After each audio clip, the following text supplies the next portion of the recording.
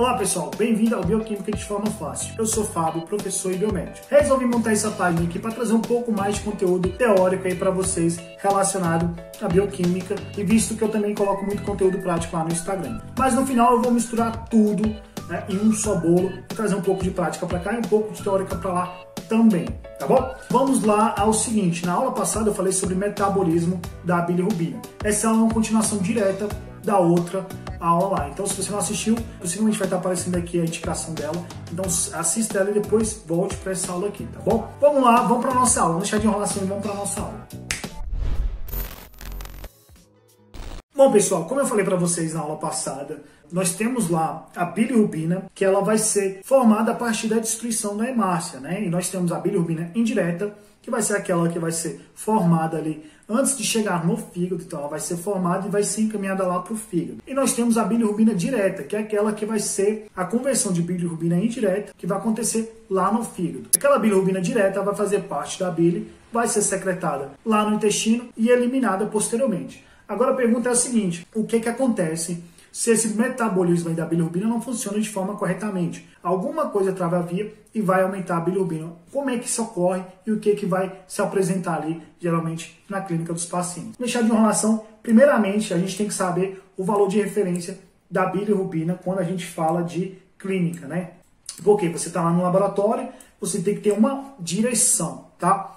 Vou ressaltar só uma dica aqui para vocês, que é o seguinte, na coleta de bilirrubina, vai coletar, para mensurar a bilirrubina, coleta no tubo ambar. Por quê? O tubo ambar ele já protege ali a amostra da luz e evita a diminuição da bilirrubina. Se você não tem tubo ambar, aí coleta num tubo de bioquímica normalmente, mas cobre ele ali do sol para deixar exposto à luz para não diminuir a bilirrubina. Vamos voltar para cá, para a nossa tela, e falar sobre os valores de referência. O valor de referência do adulto vai ser diferente ali do valor de referência do recém-nascido, tá? Eu aprendi isso na prática mesmo, porque eu não me lembro se me falaram na faculdade mas alguém deve ter falado e eu não me recordei. Mas eu lembro que a primeira vez que eu peguei uma amostra de um recém-nascido, eu fiquei espantado com a quantidade de bilirrubina. Depois eu fui lá no sistema e vi que estava normal. Então vamos lá. O valor de referência para adulto ali, ó, de bilirrubina indireta vai ser de 0,8. Bilirrubina direta até 0,3. E bilirrubina total chegando a 1,2 ali, miligramas por decilitro. No recém-nascido, a gente tem um valor de bilirrubina total, tá? Então, ali, menos de 24 horas, pode chegar até 6 miligramas por decilitro. Lembrando que esse valor também vale ali para crianças prematuras, tá? Até 48 horas pode chegar até 8, né, miligramas por decilitro. Lembrando também na criança prematura, e de 3 a 5 dias vai ser ali até 15 miligramas por decilitro. Pessoal, é o seguinte, quando você pega uma amostra que está com uma concentração ali elevada de bilirrubina, você vai ver o soro geralmente mais ali amareladinho, tá?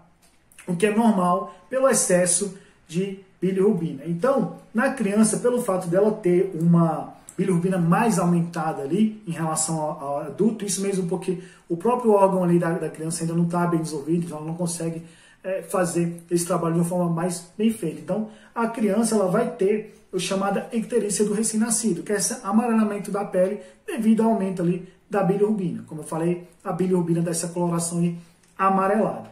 Visto que geralmente essa coloração deve ficar ali no máximo uma semana, né, e depois deve ser tratada, porque não é normal ficar mais de uma semana no recém-nascido. Então tá aqui, ó, bebezinho amarelinho, recém-nascido até uma semana ali ainda é normal. Depois disso, aí já se torna preocupante, porque pode haver acúmulo de bilirrubina ali no cérebro da criança, causar problema, entre outras coisas, tá?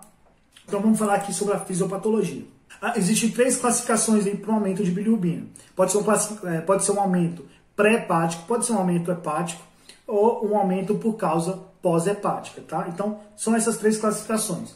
Como o próprio nome já sugere, pré-hepático, esse aumento vai ocorrer ali antes de chegar ao fígado. Então, pode ser por N motivos. O exemplo que eu vou usar aqui é uma anemia hemolítica. Então, o paciente sofre de anemia hemolítica, ele tem muita lise de hemácia, então ele vai liberar muita bilirrubina indireta. Quando essa bilirrubina indireta chega no fígado, o fígado aqui ele vai processar, vai transformar em bilirrubina indireta e vai mandar lá para a vesícula biliar. A vesícula biliar vai mandar embora lá a bile, né, e vai eliminar aquela bilirrubina. Você viu que o fígado trabalhou de forma normal e a eliminação foi feita de forma normal. Porém, ainda tem um aumento de bilirrubina indireta. Isso por quê? Porque o fígado ele tem o seu tempo ali para trabalhar, né? Ele fala, ó, eu só trabalho tantas horas por dia, tá? Então, se tem a mais aí, eu vou deixar sobrando. É mais ou menos isso que acontece. Ele trabalha ali o que dá para ele trabalhar, ele converte o que dá para ele converter. Porém, vai sobrar bilirrubina indireta lá no sangue e quando você mensura, você consegue ver esse aumento de bilirrubina indireta. Então, aí é um problema pré-hepático, que foi um problema ali antes da chegada no fígado, tá? O problema hepático, como o próprio nome já diz, é um problema hepático. Então, por algum motivo, o fígado ele sofre com algum problema e ele não consegue processar a bilirrubina que chega lá nele, tá? Ele não consegue processar de forma total. Ele vai processar ali em parcelas, tá? Então vai acabar, mesmo que a pessoa esteja normal ali, tecnicamente normal, quantidade de bilirrubina normal, sendo liberada ali no sangue, o fígado ele não consegue pegar aquela quantidade normal lá, não consegue processar como ele processaria normalmente no dia. Então vai acabar sobrando bilirrubina ali na circulação e você vai mensurar e vai ver geralmente essa bilirrubina indireta ali aumentada, tá bom? E por fim nós temos também a pós-hepática, tá? Que vai ser um problema depois ali do fígado. Então pode geralmente começar aqui na própria vesícula biliar, como por exemplo uma litise biliar, uma pedra trave aqui, ó, o ducto cístico, vai aumentar a bilirrubina lá direta, tá bom? Pode ser um problema aqui no pâncreas, né? Por exemplo, um câncer na cabeça do pâncreas pode obstruir a passagem aqui do ducto comum, vai aumentar a bilirrubina. Pode ser um problema aqui no ducto hepático comum também, lembrando que a bilirrubina gerada no fígado vai vir também por aqui, ó, para ser ejetado, tá?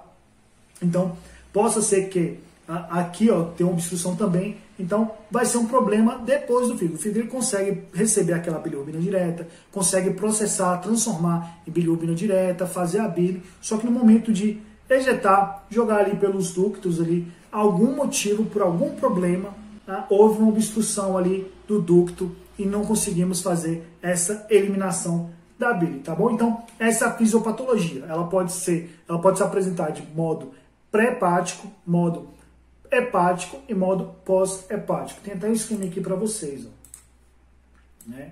Então, aqui, ó, pré-hepático, nós temos aqui, ó, as causas mais comuns: anemias, medicamentos, eritropoese ineficiente. Nas anemias nós temos essa aqui, ó, talassemia, a anemia falciforme. São N os motivos. Então, por exemplo, se você pega uma pessoa com bilirrubina indireta aumentada ali e ela sofre, por exemplo, de anemia falciforme, você vai ver mais de um parâmetro ali aumentado.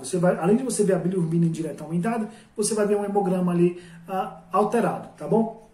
Então são N motivos. Aqui, ó, hepático, né? Então nós temos ali, ó, hipertiroidismo, síndrome de Gilbert, nós temos histórico excessivo de álcool. Então, por exemplo, se você pega um paciente que tem um problema ali com álcool, geralmente ele vai ter bilirrubina aumentada, vai ter uma gama GT aumentada, né? Então, N o motivo, pode ser N motivos mesmo, tá? Pós-hepático, nós temos geralmente as obstruções dos ductos. Eu coloquei obstrução biliar, mas a obstrução dos ductos, né? Que pode ser por causa pancreática, quanto por causa biliar, tá bom?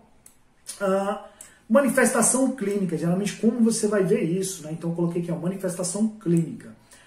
Geralmente no adulto, a partir de 3 miligramas ali por decilitro na circulação sanguínea, você vai conseguir ver isso aqui, ó, icterícia, né? Esclera do olho bem amarelada, pele amarelada, você vai conseguir ver isso aí. Na urina, essa manifestação vai acontecer da seguinte forma: você vai conseguir ver uma urina ali Coca-Cola. Como eu falei lá na primeira aula para vocês, geralmente as fezes é escura e a urina é clara. Quando você tem ali um aumento de bilirrubina, por algum motivo aquela bilirrubina não foi aumentada, você vai ter inversão disso. Então você vai ter fezes esbranquiçadas e urina escurecida, né? Como vocês podem ver aqui, ó, tá vendo? Urina escurecida, coloquei fezes esbranquiçadas, não coloquei a fotinha porque é desnecessário, tá? As fezes esbranquiçadas. Geralmente também você vai ter uma provação, vai comprovar que tem bilirrubina naquela urina, fazendo uma prova da espuma, tá? Então você vai balançar a urina lá, vai ver aquela espuma muito amarelada. Nesse caso aqui está um pouco amarelada só, tá vendo? Então um pouquinho amarelada ali. Na fita reagente da urina, você vai ver aqui, ó, reagindo a bilirrubina e reagindo a urobilinogênio, né? Geralmente é o que você vai ver ali reagindo na urina. Por fim, você ainda pode ter a sorte de ver isso aqui, ó, um cristal de bilirrubina na urina. Professor, toda urina que eu pegar com bilirrubina ali vai ter cristal? Não, nem todas. Às vezes você vai ver só um filetezinho, às vezes você vai ver muita bilirrubina lá na urina, tá bom?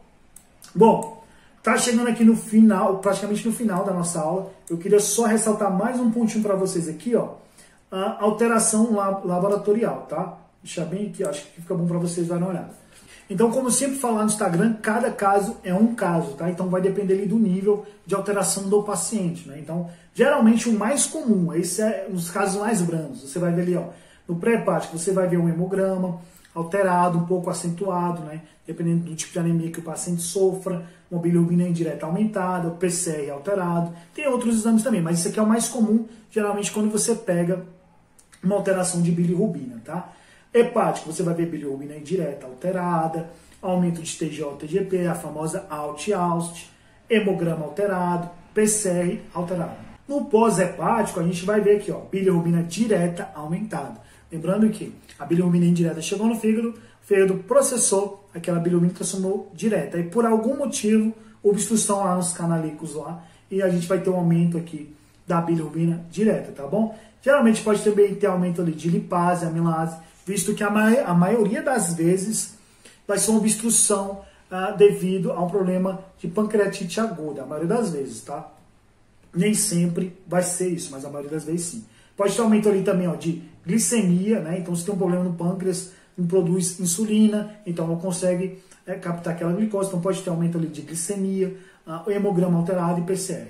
Aqui, ó, no finalzinho aqui eu coloquei outros exames que podem estar alterados. Na verdade, tem muito mais outros aí que podem estar alterados. Mas eu coloquei aqui de forma geral. Então, leucograma, né, pode estar aumentado. Você pode ter casos ali de bilirrubina direta e indireta aumentado, né? Ureia, creatinina. Eu mesmo, logo no início, assim, eu estava trabalhando e eu peguei um paciente que ele estava com creatinina e ureia aumentada. E eu fiquei pensando, meu Deus, o paciente tem um problema de pancreatite, né? Tá aumentada aqui a bilirrubina direta dele. E por que a ureia e a creatinina está aumentada também? Mas eu descobri que, nesse caso, o paciente estava com pancreatite tão absurda que estava chegando a afetar os rins. Então pode ter ali, ó, ureia, creatinina, gama-GT também, se o paciente for alcoólatra, né? Tem muito caso aí de pancreatite aguda que é causada ali pelo alcoolismo, né? Problemas renais, hepáticos também, que é causada por alcoolismo, então você também pode ver lá gama-GT lá, fosfatase alcalina também.